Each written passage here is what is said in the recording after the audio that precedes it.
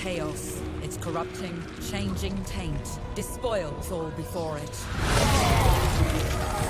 Only the strongest will endure.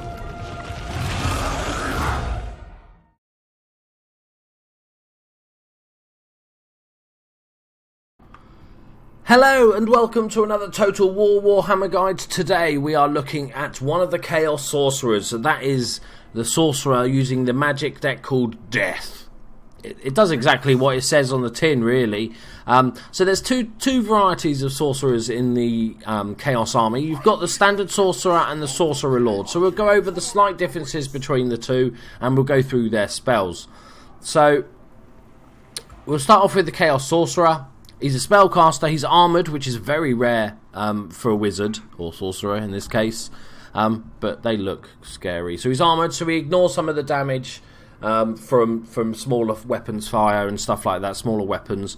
He's got a decent amount of hit points, so these can actually fight in close combat, a lot more than you expect. So 100 armour, leadership is half decent with 60, speed 35, attack and defense is 42 and 40, and weapon strength 315. So he still hits very hard. No charge bonus, a pretty dismal charge bonus. He's not the sort of character that you want charging in, necessarily. We'll have a look on the stats difference on the two. So this is the Sorcery Lord, and his stats very similar as you'd expect. He's got a slightly better attack and defense. His charge bonus is a little bit different, but that's it, and he's got an extra sort of 200 hit points. The difference lies within the magic spells, so let's go through them. This is the Sorcery Lord. He gets his standard character stuff, which is missile resistance, encourage is a leadership boost, hide in the forest. He's got a spell called life leeching, which is an augment cast around himself, and it's constant, so it works like a passive. And what this does is it greatly increases power reserves. So power is used to cast spells. Every spell has a different power level, and so this greatly improves the recharge rate and the total power reserves. So this is really, really good for a sort of magic heavy army, because you will be casting, but it is map wide, so it counts for the enemy as well. But hopefully, if you've got the magic users, then you'll be able to benefit more from it. So the next one is Purple Son of Zedus. So this is a vortex spell. We've talked about these before. They're cast on a ground anywhere within 150 meters. They do a small amount of damage, but they disrupt enemy lines. So they're fantastic if the enemy's charging, because they just get sucked in, thrown out, spat out all over the place. It does a little bit of damage, and it moves around randomly. Be careful because it is random, and there is friendly fire in the game, so don't cast it too near your own troops because it will get ugly. He has Aspect of the Dread Knight, which is an augment cast on an ally unit within 200 meters and gives them +8 leadership, and it makes them able to cause terror. This is an amazing spell. I like anything that causes units to cause fear or terror, because it helps break the unit. You do that extra damage when you charge in. They're great. It's fantastic. Next up, we have Doom and Darkness, which is a hex-based spell on an enemy unit within 200 meters, decent range, and it gives a -16 to leadership. This is fantastic. If you see a fight that might not be going your way, you can cast, say, something like Aspect of the Dread Knight to boost your own guy's leadership and cause terror, and then Doom and Darkness on the unit they're fighting for -16, and it can totally switch a fight. You can also use this just to finish off a wavering unit that you think is going, that you just want to get rid of. Next up, we've got Soul Blight, and it's an instant, and most spells take a little bit of time to cast, but this is an instant. You can affect an enemy unit, or you can aim it at the ground. It's 200 meter range, and it affects every unit within 30 meters. And it's basically a big, giant debuff. -8 leadership, armor, missile damage, and weapon damage. Very, very useful spell in lots of different situations.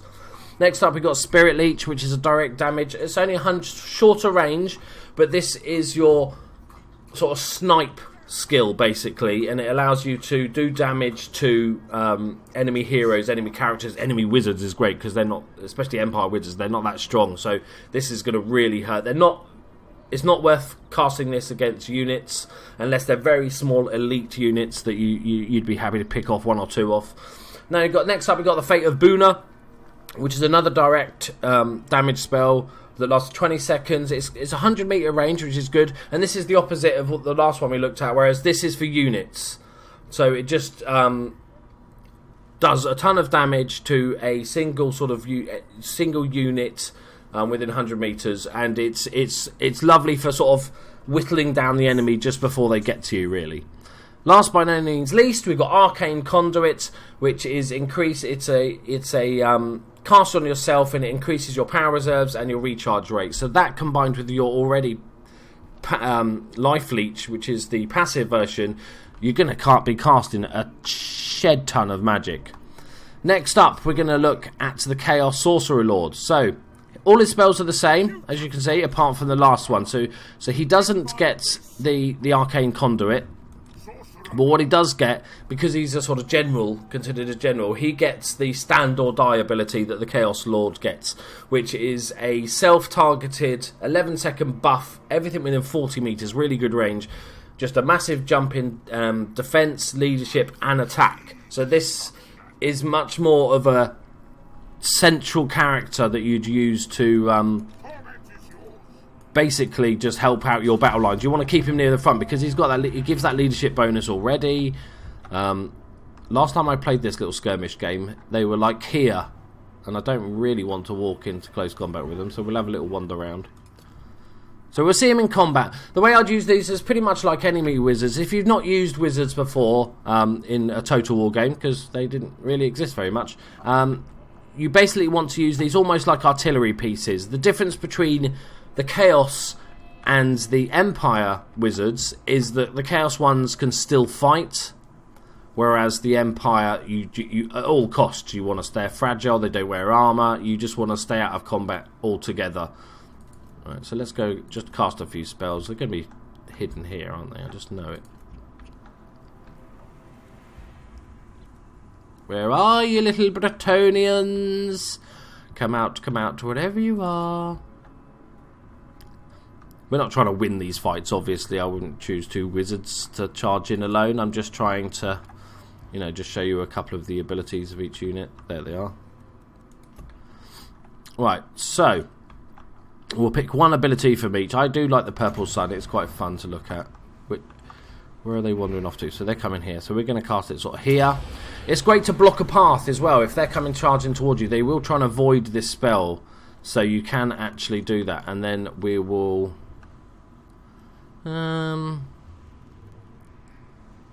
let's do Spirit Leech on their... We could do Spirit Leech on their enemy character, couldn't we? Yeah.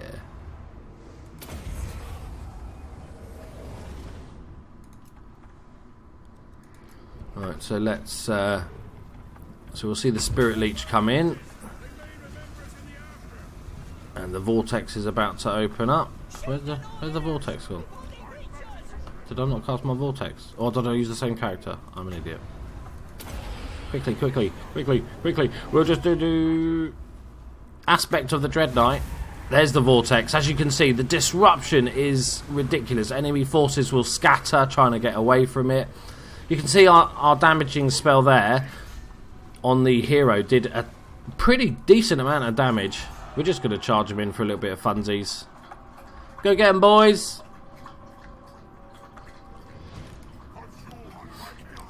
This is not how you'd use them, by the way. They're decent in close combat, but they're not the sort of character you want to send in alone. I'm just going to cast that. Ah, look at the stun. Oh, look, we've got a bit of a challenge going on here. The graphics are superb in this game. So as I said, just look at wizards and sorcerers as artillery pieces, and but the difference being you can use these guys in combat as well. Not charging in alone because they will break. He's about to break. They're going to get overwhelmed, but basically send them in. Maybe counter charges just to finish off someone. That will sort of work. As you can see, our guy's running away like a little baby. Oh, the shame of it. Chaos will not be happy, Mr. Look, he's running. I've sod this. And the hero's about to go as well. Thank you very much for joining me, guys. I hope you enjoyed the little guide. We're going to do all the different... So we've got metal to do. Check out the other videos because we're going to do the magic... or metal magic and the fire magic. which are both superb decks. Thank you very much for watching, guys. Please check out my other videos. Subscribe if you're new. Like it if you did. If you didn't like it, dislike it. That's okay. You're entitled to your opinion. Thank you very much for joining me, guys. Bye-bye.